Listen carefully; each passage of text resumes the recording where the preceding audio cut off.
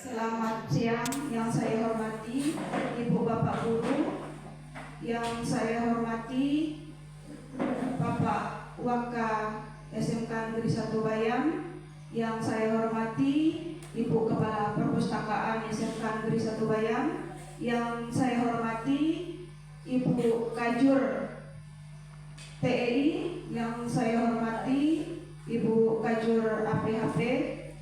Alhamdulillahirrabbilalamin. Assalatu wassalamu ala asrofil anbiya'i wal mursalin wa ala alihim wa ashabihim ajma'in, amma ba'du. Dalam pertemuan kita kali ini, saya selaku calon guru penggerak angkatan 11 di SMK Negeri 1 Bayam, Kabupaten Lombok Utara, akan memberikan pengimbasan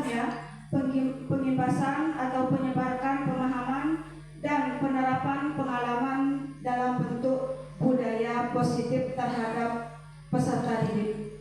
Ya, saya Siti Memunah, CGP angkatan 11 SMK Negeri 1 Bayam, Kabupaten Lombok Utara.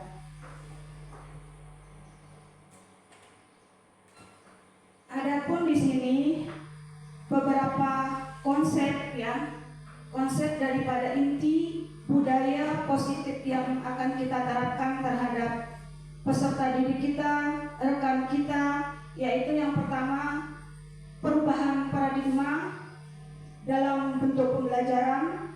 Yang kedua adalah disiplin positif. Yang ketiga, nilai-nilai kebajikan. Yang keempat adalah seperti apa kebutuhan dasar dari manusia. Yang kelima, motivasi perilaku dari manusia itu sendiri. Yang keenam, posisi kontrol guru terhadap peserta didik. Yang ketujuh adalah membuat sebuah keyakinan kelas dalam proses pembelajaran. Yang kedelapan adalah bentuk segitiga restitusi. Di sini pembelajaran dengan paradigma baru sesuai dengan pemikiran Ki Hajar Dewantara, yaitu kita selaku guru itu adalah menuntun tumbuh berkembangnya anak supaya memiliki karakter yang baik.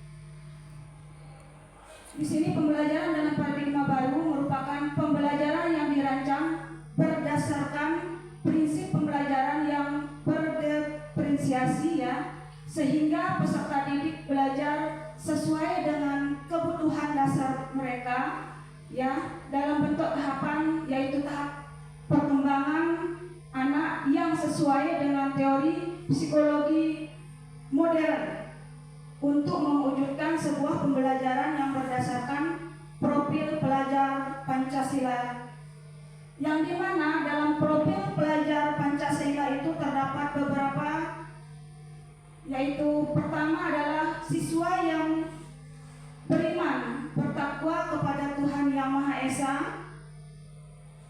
Yang selanjutnya adalah siswa yang memiliki karakter atau kemandirian, siswa yang memiliki nalar atau pemikiran yang kritis, berkebinekaan global, serta bergotong royong, dan siswa yang memiliki atau mampu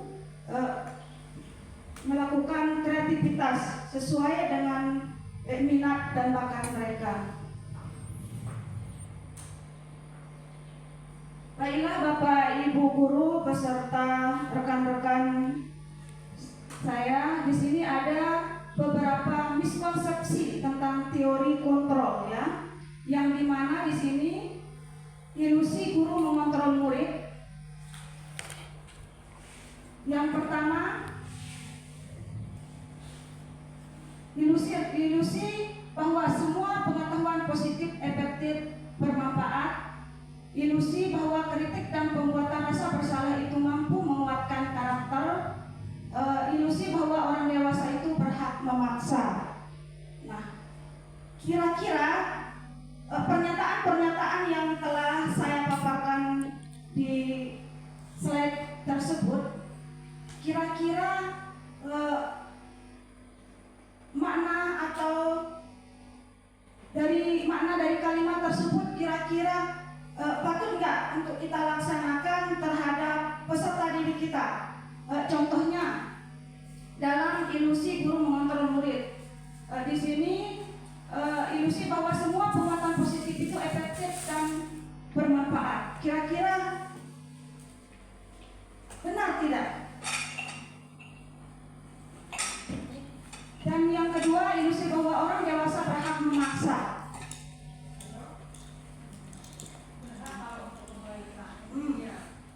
Berhak kalau untuk kebaikan, namun di sini nanti di slide berikutnya di sana nanti ada sebuah metode bagaimana biar kata memaksa itu yang seharusnya yang tepat kita gunakan terhadap peserta didik kita. Nah, di sini mengubah paradigma stimulus respon ke pendekatan teori kontrol. Artinya bagaimana metode kita mengubah peserta didik kita, bagaimana kita memberikan stimulus, penguatan ya terhadap peserta didik kita menggunakan sebuah pendekatan atau teori kontrol. Ya, di sini stimulus respon tentang dunia, di sini realitas kebutuhan kita sama. Iya tidak? Betul. Akan tetapi realitas kebutuhan kita berbeda. Kira-kira maksudnya di sini apa? Mungkin ada yang bisa menjebarkan atau menjelaskan sedikit saja. Silakan mungkin Pak Edi, silakan. Realitas kebutuhan antara kita seorang guru dengan siswa. Tapi di sini konsepnya kita sama-sama sebagai manusia. Baik, Bismillahirrahmanirrahim. Assalamualaikum warahmatullahi wabarakatuh. Untuk realitas yang pertama, siswa kebutuhan itu kalau di sekolah membutuhkan ilmu yang dibutuhkan. Nah, jadi kita sebagai guru mentransfer ada kebutuhan kita di sana, yaitu apa? Menginginkan anak didik kita itu menjadi orang yang baik, berkualitas dan berintegritas. Itu saja perbedaan. Assalamualaikum warahmatullahi wabarakatuh. Oke, biasa ya dari Pak Edi tadi kita mengetahui bahwa peserta didik kita itu adalah berhak memiliki yang namanya pendidikan ya. Jadi di mana guru itu menginginkan dalam sebuah pendidikan itu menghasilkan anak-anak yang berkualitas cerdas ya. Yang kedua, semua orang melihat hal yang sama. Setiap orang memiliki gambaran yang berbeda. Kita mencoba mengubah orang agar berpandangan sama dengan kita. Kira-kira bisa tidak kita menerapkan hal ini ke peserta didik kita? Contohnya nih, kita selaku guru, kita memberikan siswa itu penugasan ya. Misalnya membuat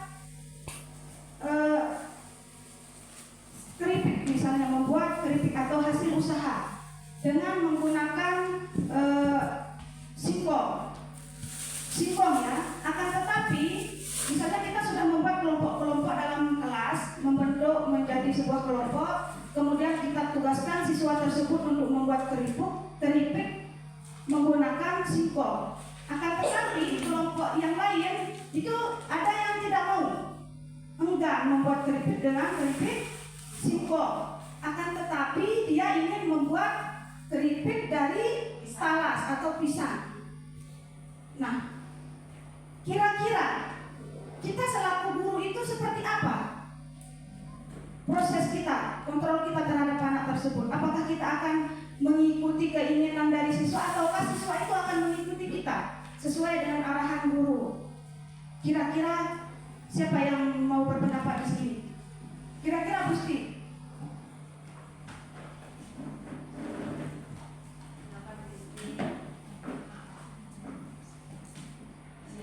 Jadi sebagai guru kita mungkin akan memberikan kesempatan kepada siswa untuk memiliki pandangan yang berbeda ya, selama itu masih dalam hal yang relevan.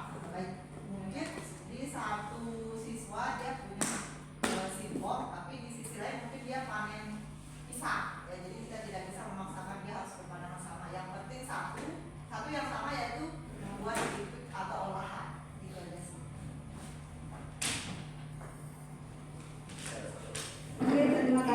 Jadi di sini adalah dalam filosofi. Oke, silakan ada tambahan dari Pak Edi, silakan.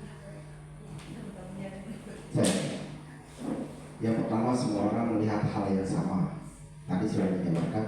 Nah, disinilah yang dibutuhkan, karena harus sama antara kita guru, seorang guru, ya, dengan murid. Jadi kita action. Betul apa yang dikatakan sama Bu Isti tadi. Tapi di sini kan kita sebagai seorang guru, ya. Nah, disitulah tadi ada yang saya lihat itu ilusi apa dah?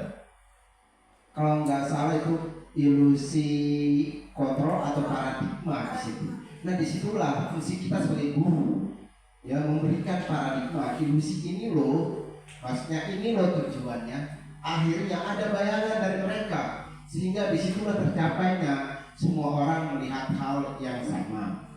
Tapi tetap betul sih apa yang dikatakan Bu Isti tadi itu, tetap betul sih.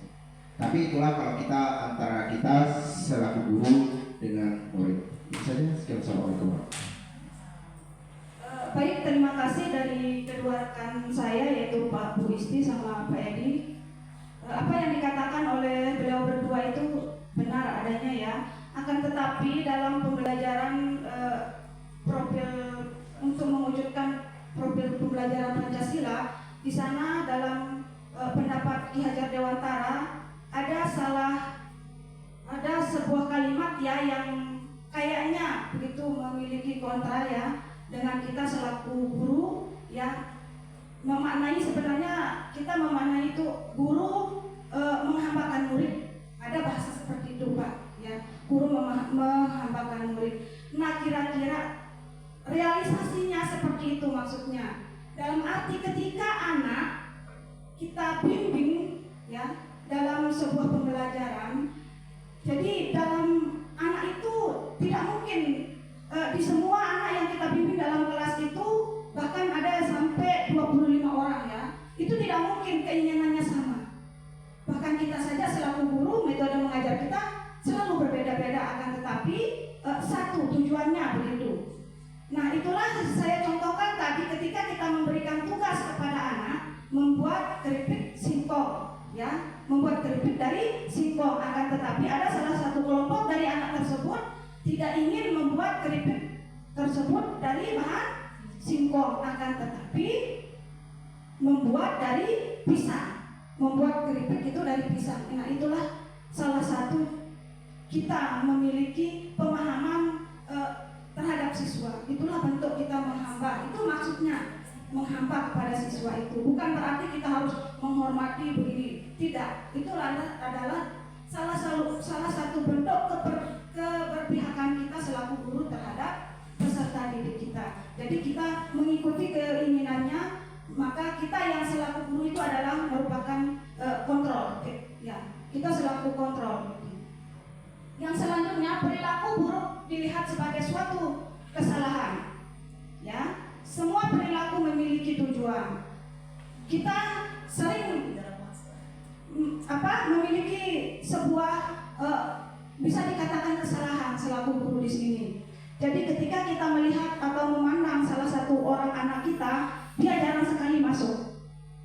Ya, ketika kita mengontrol kelas, misalnya guru BK nih ke kelas, Ardian Purnama kenapa sudah 1 minggu tidak masuk? Jadi kita membuat kesimpulan selaku guru BK atau guru pembelajaran tersebut membuat kesimpulan bahwa si Ardian Purnama ini adalah anak yang pemalas. Akan tetapi sudah nggak kita memiliki semua perilaku memiliki tujuan. Jadi kemungkinan besar anak tersebut ada alasannya yang belum kita ketahui. Seperti apa alasan anak tersebut?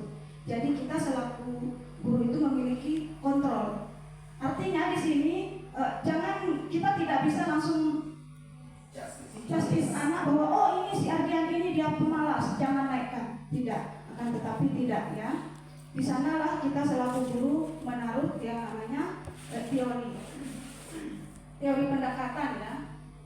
Saya bisa mengontrol orang lain, Anda tidak bisa mengontrol orang lain. Jadi saya, contohnya ini saya Bisa nggak saya mengontrol diri saya? Misalnya saya membuat kesalahan, bisa jadi menurut saya itu adalah suatu hal yang biasa-biasa saja. Padahal menurut orang lain itu adalah salah atau kurang baik. Jadi dalam teori kontrol ini kita tidak bisa menilai diri kita, akan tetapi orang lainlah yang akan menilai diri kita. Begitu juga sebaliknya. Orang lain itu tidak akan bisa menilai dirinya, akan tetapi kitalah yang akan bisa menilai orang lain tersebut. Itulah kira-kira seperti itulah metode dalam kita mendidik sebuah anak sebutnya. Jadi yang selanjutnya, pemaksaan ada pada saat bujukan gagal, kolaborasi dan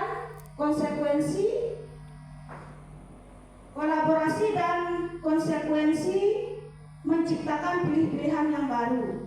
Kemudian model berpikir menang atau kalah, model berpikir menang atau menang. Ya. Kita lanjut. Nah, di sini ada beberapa contoh daripada disiplin positif, ya. Disiplin berasal dari kata disiplina yang artinya belajar, ya. Disiplin mengacu pada disiplin diri yang memiliki tanggung jawab terhadap apa yang dilakukan berdasarkan nilai-nilai yang kita yakini. Disiplin positif merupakan salah satu cara penerapan disiplin yang bertujuan untuk menumbuhkan kesadaran serta memberdayakan peserta didik tanpa imbalan penghargaan atau sejenis reward, ya, atau ancaman atau hukuman. Sebagai pendidik, tujuan kita adalah menciptakan peserta didik yang memiliki disiplin diri sehingga mereka berperilaku mengacu pada nilai-nilai kebajikan universal atau berbentuk luas atau umum dan memiliki motivasi intrinsik, artinya memiliki motivasi dari dalam dirinya. Jadi bagaimana kita memberikan sebuah pembelajaran supaya anak tersebut mampu membangun motivasi dalam dirinya. Karena kita lihat saja anak-anak ketika kita menyuruh anak-anak untuk mengikuti apel, ya contohnya di sekolah kita, susah sekali, ya. Bahkan sampai guru BK-nya membawa kayu baru mereka. Artinya di sana motivasi intrinsiknya yang belum kuat terhadap peserta didik tersebut. Motivasi yang dari dalam dirinya itu, mereka yang menggerakkan hatinya itu yang belum kuat mereka miliki, sehingga selalu merasa terpaksa. Dari rasa keterpaksaan itu maka mereka akan merasa enggan, malas untuk melaksanakan. Dalam perubahan perilaku ke arah yang lebih baik, yang sesuai yang kita inginkan. Di sini ada nilai-nilai kebajikan, nilai yang disepakati bersama dari suku, agama, bahasa, apapun latar belakangnya. Contoh nilai kebajikan institut atau dalam sebuah organisasi, ya. Tentunya ini kita ambil sebagai contoh aja kita di kelas, ya. Tentunya dalam kelas itu bagaimana kita mengupayakan anak itu menjadi anak yang disiplin. Maka kita akan membuat yang namanya sebuah kesepakatan. Ya, contoh hal kecilnya saja kita membuat kesepakatan kelas atau kesepakatan belajar sebagai aturan. Biar kita selaku guru itu tidak memberikan sebuah hukuman, ya, hukuman terhadap peserta didik. Di sini profil pelajar Pancasila beriman dan bertakwa pada Tuhan Yang Maha Esa dan berakhlak mulia, berkebinekaan global, gotong royong, mandiri, kreatif dan bernalar kritis. Ya, di sini programnya teori rasa hormat, ya, yang ada dalam programnya itu adalah saling toleran, saling menghormati, integritas, mandiri, menghargai, antusias, ya, empati, keinitawan, kreatif, kerjasama, percaya diri dan komitmen. Keterampilan hidup atau life skill di sini dapat dipercaya lurus, hati pendengar yang aktif, tidak merendahkan orang lain, dan memberikan yang terbaik dari diri. Jadi Apa kaitannya dengan kita yang di kelas? Jadi ini adalah sebuah contoh nilai kebajikan. Jadi dalam sebuah kelas itu, mari kita membuat sebuah kesepakatan, ya, kesepakatan untuk kita terapkan terhadap peserta didik kita. Nah, di sini kita selaku manusia itu tentunya kita memiliki yang namanya kebutuhan. Ada nggak yang tidak memiliki kebutuhan di sini? Kita tidak bisa terlepas dari kebutuhan, begitu juga dengan peserta didik kita. Kebutuhan dasar manusia adalah segala sesuatu yang kita lakukan untuk mendapatkan apa yang kita inginkan. Seluruh tindakan yang kita lakukan memiliki tujuan tertentu. Dan semua usaha terbaik yang kita lakukan adalah dalam rangka agar kebutuhan dasar kita bisa terpenuhi. Contoh kecilnya saja, kita ke sekolah ini untuk apa? Untuk memenuhi kebutuhan siswa atau memenuhi kebutuhan kita? Ya, dua-duanya. Ya, tentunya kita ke sekolah ini, kita selaku guru beserta tenaga guru juga kita memiliki tujuan. Tujuan kita itu untuk memenuhi sebuah kebutuhan, yaitu kebutuhan anak, kebutuhan diri kita. Paham maksud saya? Ya. Nah, di sini ada 5 kebutuhan dasar manusia yang harus dipenuhi. 5 kebutuhan dasar manusia. Yang pertama adalah bertahan hidup. Di mana kita harus bertahan hidup? Kira-kira kalau kita tidak punya rumah, bertahan nggak kita hidup? Kalau nggak ada rumah, bertahan tapi dengan suatu hal yang tidak layak. Ya. Kemudian kasih sayang dan rasa diterima. Ini kayaknya semua orang ini harus terpenuhi. Rasa kasih sayang dan rasa ingin diterima. Yang selanjutnya adalah penguasaan. Kita butuh dihargai. Kita butuh diberikan semangat begitu. Penguasaan. Yang selanjutnya adalah kebebasan. Kemudian yang terakhir adalah sebuah kesenangan. Jadi 5 kebutuhan ini terhadap diri peserta didik itu harus ada. Kenapa anak-anak begitu dia belajar dia ngantuk? Karena pasti ada yang dari 5 kebutuhannya ini kurang. Terkadang mereka lapar. Terkadang juga mereka ingin kebebasan. Artinya apa? Saya mau belajarnya di luar. Saya tidak mau belajarnya di kelas terus, monoton, dan lain sebagainya. Pasti ada perilaku-perilaku yang sifatnya kurang baik yang ditunjukkan sama anak. Maka itulah yang harus kita pahami selaku guru. Kita harus memahami kekurangan dari anak tersebut.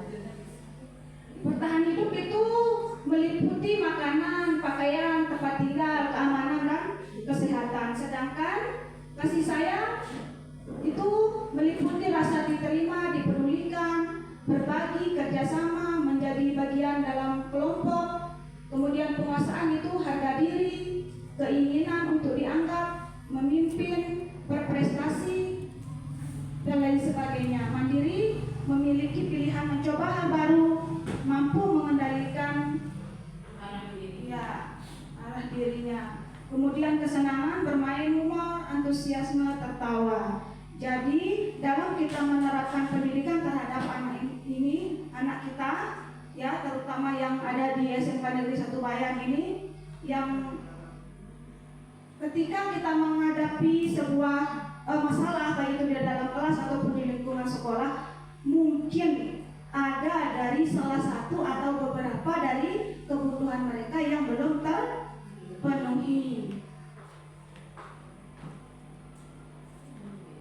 Nah, di sini ada beberapa motivasi perilaku dari manusia, yaitu pertama motivasi ekstrinsik, ya yang memotivasi motivasi mereka dari dalam dirinya, seperti yang saya ungkapkan tadi. Yang kedua adalah motivasi intrinsik, ya, dari luar, yaitu dari luar ini siapa saja kira-kira? Dari luar itu ya keluarga kita, ya, teman, untuk menjadi orang yang mereka inginkan dan menghargai dirinya sendiri dengan nilai yang mereka yakini. Kemudian untuk menghindari ketidaknyamanan atau hukuman, untuk mendapatkan imbalan atau penghargaan dari orang lain. Nah, di sini ada beberapa bentuk, ya, hukuman, konsekuensi, restitusi. Hukuman itu meliputi tidak terencana atau tiba-tiba. Yang kedua, murid tidak tahu apa yang akan terjadi, tidak dilibatkan.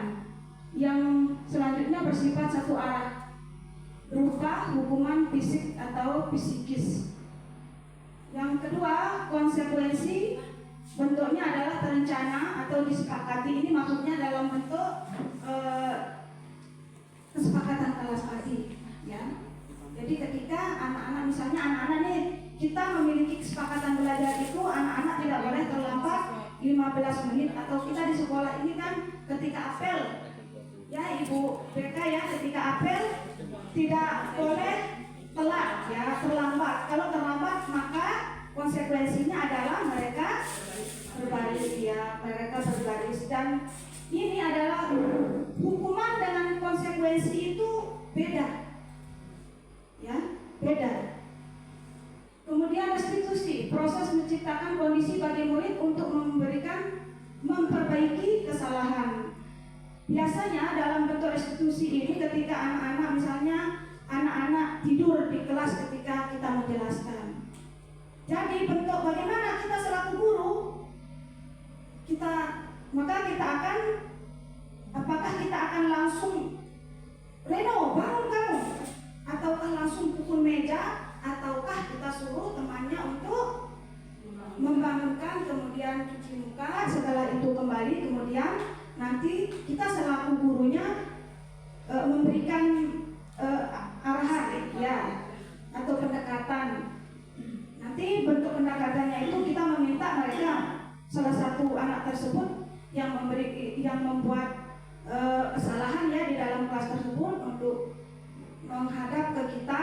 Kemudian kita akan menanyakan kira-kira kenapa dia tertidur di kelas. Maka pasti anak itu akan terbuka, dia akan menjelaskan. Itulah bentuk pendekatan secara restitusi, ya, yang kita lakukan terhadap anak. Kemudian konsekuensi yang kemudian adalah hukuman. Hukuman itu tidak terancam tiba-tiba. Bentuk hukuman itu kita tidak ada kesepakatan awal dari anak. Misalnya ketika anak telat, bu guru BK langsung poin, itu adalah bentuk hukuman. Akan tetapi ketika anak-anak terlambat, nanti setelah kamu keluar dari kelas, masuk ke ruangan ibu, ya, itulah bentuk pendekatan yang berbentuk restitusi. Seperti itu. Nah, kembali ke diri kita selaku guru, manakah yang harus kita pakai, manakah yang nyaman kita pakai, manakah yang terbaik kita pakai untuk peserta didik kita, ya.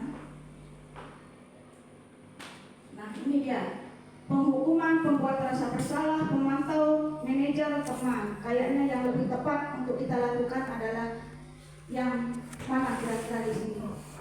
Apakah kita selaku guru itu, apa yang lebih tepat harus kita lakukan terhadap anak? Bentuk pendekatan yang mana? Apakah penghukum, atau pembuat rasa bersalah, atau pemantau, atau manajer, atau teman? Iya, luar biasa, ya. Jadi yang lebih tepat kita lakukan dari sini adalah, dan yang paling bagus itu adalah selaku manajer, ya. Kalau pemantau itu kayaknya kurang tepat. Tanpa ada solusi, tidak ada solusi. Kita hanya melihat saja, baik buruknya perkembangan itu, tidak ada tindakan. Di sini contoh penerapan 5 posisi kontrol sebagai guru, ya, yang itu tadi maksudnya, yang manajer, itu penghukum, restitusi, itu hormat pada bendera selama 1 jam. Benar tidak ini adalah bentuk hukuman?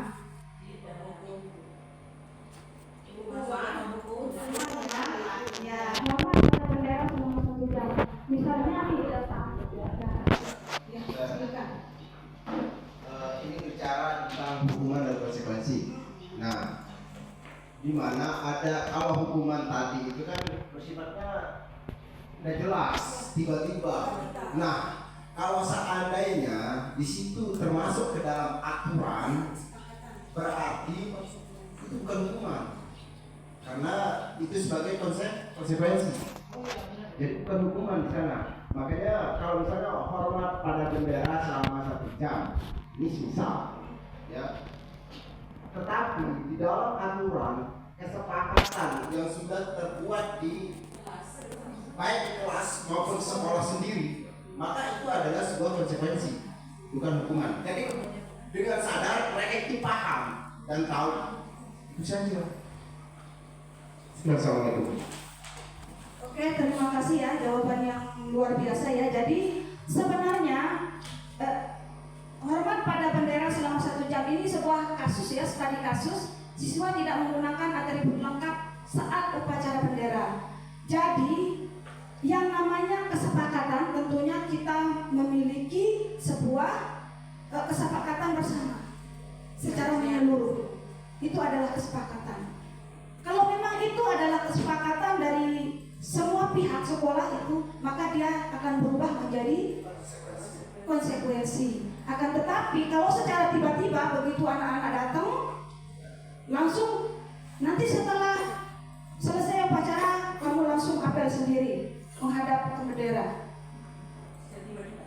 itu secara tiba-tiba, maka dia akan larinya ke hukuman, ya. Yang dimana kita ketahui bahwa ketika kita memberikan hukuman itu, maka anak didik kita akan merasa tidak dihargai, ya, kesenangannya belajar hilang dan lain sebagainya. Sementara kalau hukuman itu kita belum tahu apa penyebabnya mereka melakukan itu, ya.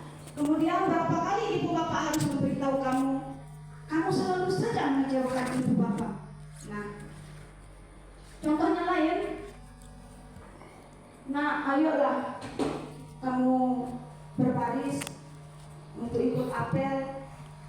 Nanti kalau kamu tidak ikut apel, tidak enak sama guru-guru yang lain. Itu adalah salah satu contoh untuk membuat anak merasa bersalah. Maka motivasi diri anak atau unsur yang dari intrinsiknya yang kita minta di sana kalau membuat rasa bersalah, artinya motivasi dalam diri anak.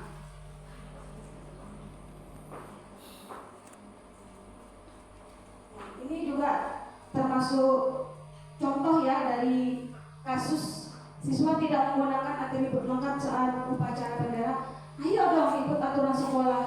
Tolong bantu ibu atau bapak ya sekali ini. Ya sudah, tidak apa-apa. Lain kali jangan sampai berbuat seperti ini lagi ya. Nah, itu bentuk pendekatan kita sebagai teman kepada anak. Kemudian kalau pemantau, kamu sudah melanggar peraturan sekolah, kamu tahu konsekuensinya. Setelah upacara kamu beli atributnya ke koperasi dan jangan diulangi lagi. Itu adalah salah satu contoh memantau. Nah, apakah kamu tahu kesalahanmu? Kira-kira bagaimana kamu memperbaiki kesalahanmu? Manajer. Kalau dalam tahap pendekatan kita sebagai manajer itu, kayaknya di sini kita lebih berperan sebagai memancing anak kita yang merasa bersalah itu kira-kira alasannya seperti apa. Dan posisi kita selaku manajer itu, kita tidak pernah bertanya di depan umum, akan tetapi kita meminta kesediaan dari anak tersebut, ya, secara berempat mata. Itu biasanya kita selaku manajer.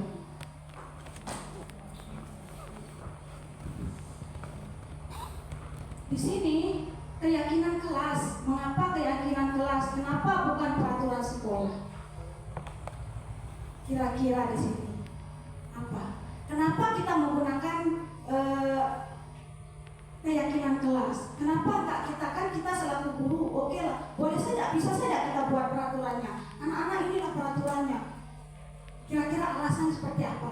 Siapa kira-kira yang bisa berpendapat?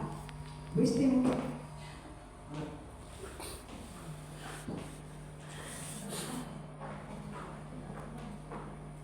Kira-kira. Nih, beko sekali. Di luar. Yang lebih fresh, Beko, maju aja. Maju aja, Beko.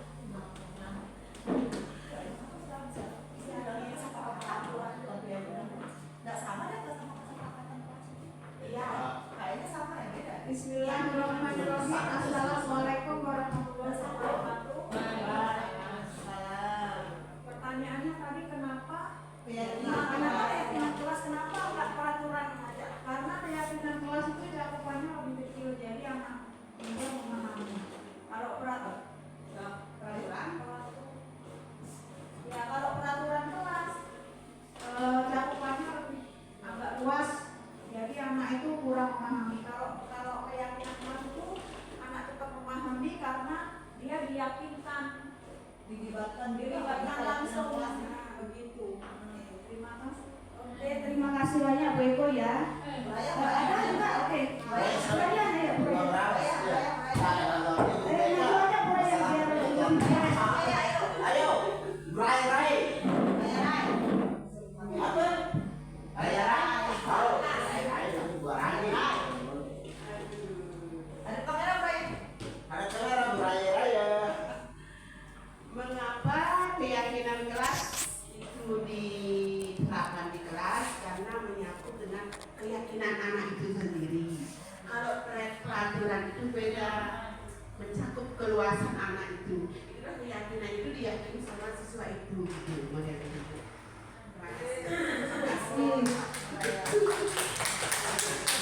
Mungkin dari Pak Edi ingin melengkapi, silakan.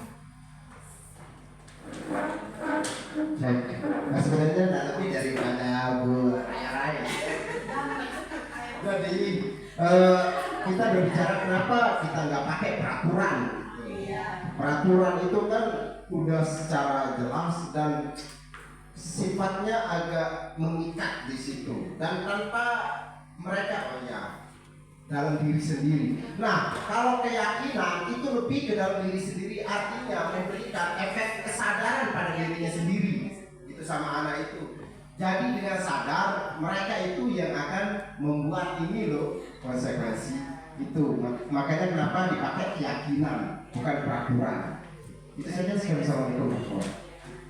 Oke, terima kasih kepada Bu Isti, Bu Rebeka, Pak Waka ya. Jadi mengapa keyakinan kelas? Kenapa bukan peraturan kelas saja? Jadi sudah terjawab ya.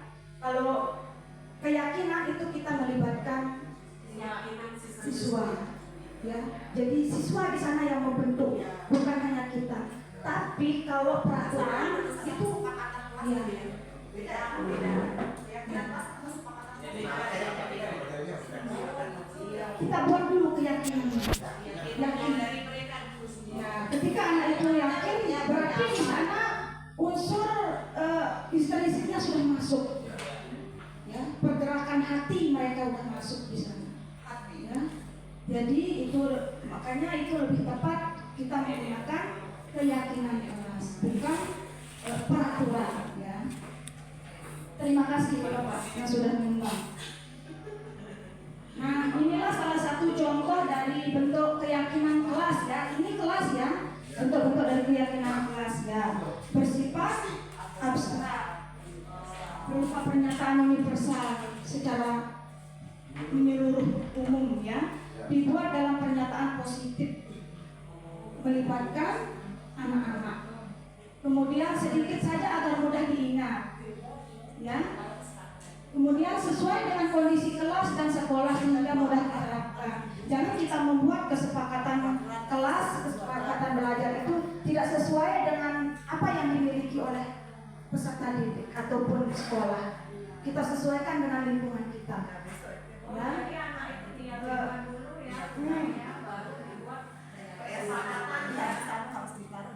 Semua warga sekolah atau warga kelas dilibatkan saat membuat keyakinan kelas. Jadi saya sedikit bercerita tentang hal ini ya. pas awal pertemuan tahun ajaran baru kemarin saya membuat sebuah keyakinan kelas ya, kita ubah menjadi kesepakatan bersama begitu.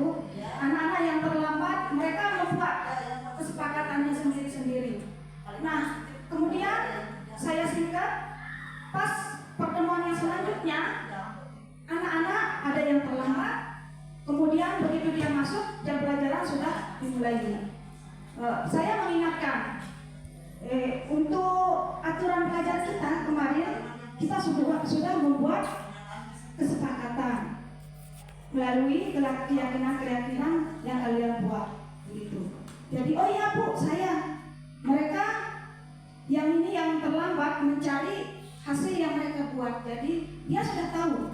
Jadi saya tidak berbicara langsung. Oh karena kamu terlambat kamu harus push up atau kamu harus bernyanyi atau kamu harus menghafal. Tidak. Akan tetapi mereka yang langsung. Dan yang saya rasakan di sana rasa dan maknanya itu beda. Rasa dendam anak itu tidak ada. Kenapa? Karena mereka sudah yakin, sudah dengan apa yang mereka buat begitu, berdasarkan kesepakatan kita bersama. Ya. Nah inilah beberapa bentuk daripada keyakinan kelas. Nah di sini ada bentuknya segitiga restitusi, suatu proses dialog yang dijalankan oleh guru agar dapat menghasilkan murid yang mandiri dan bertanggung jawab. Dalam kita membuat restitusi ini, yang pertama adalah validasi tindakan yang salah. Kita beritahu dulu anak apa kesalahan yang mereka sudah buat. Kita panggil, kemudian kita tanyakan dia validasi tindakan yang salah. Kenapa? Contohnya, kenapa ibu panggil kamu ke ruangan ibu? Kira-kira tahu apa yang kamu lakukan yang salah? Di sana terjadilah sebuah komunikasi. Kemudian menanyakan keyakinan, menanyakan kesalahan apa yang mereka buat gitu. Nah, kemudian validasi tindakan yang salah. Nah, kira-kira apa tindakan kita selaku guru terhadap kesalahan anak tersebut? Nah, di sana bukan kita yang membuat. Jadi di sana kita membuat kesepakatan, keyakinan, meyakinkan mereka untuk membuat sebuah kesepakatan. Ya, begitu bentuk. Apakah setelah kita melakukan ini semua kelas akan terkontrol baik-baik saja? Tidak akan, tetapi ini adalah salah satu cara. Ya, menstabilkan identitas berdasarkan prinsip membuat kesalahan adalah bagian dari proses pembelajaran. Di sini berbuat salah itu wajar, tidak ada manusia lain. Inilah bentuk-bentuk kata atau kalimat kita terhadap anak yang membuat sebuah kesalahan. Ya, misalnya ada anak yang berbuat kesalahan nih. Kenapa kamu ini selalu salah-salah terus? Ibu guru tidak pernah berbuat seperti itu. Kayaknya itu kurang tepat. Jadi kata kalimat yang kita gunakan apa?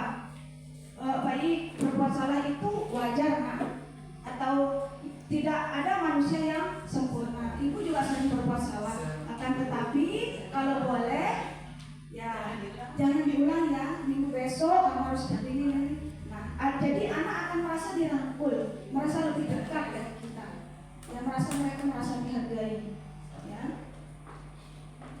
Jangankan anak-anak kita aja selaku guru tidak bisa harus langsung di-justice seperti itu.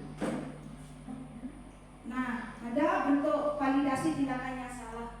Berdasarkan prinsip setiap perilaku berupaya memenuhi suatu kebutuhan tertentu. Ya, pasti kamu punya alasan, ya seperti yang sudah kita contohkan tadi. Kamu pasti punya alasan mengapa kamu terlambat. Kamu pasti punya alasan kenapa kamu tadi tertidur di kelas. Kamu pasti punya alasan kenapa kamu terlambat untuk apel datang ke sekolah.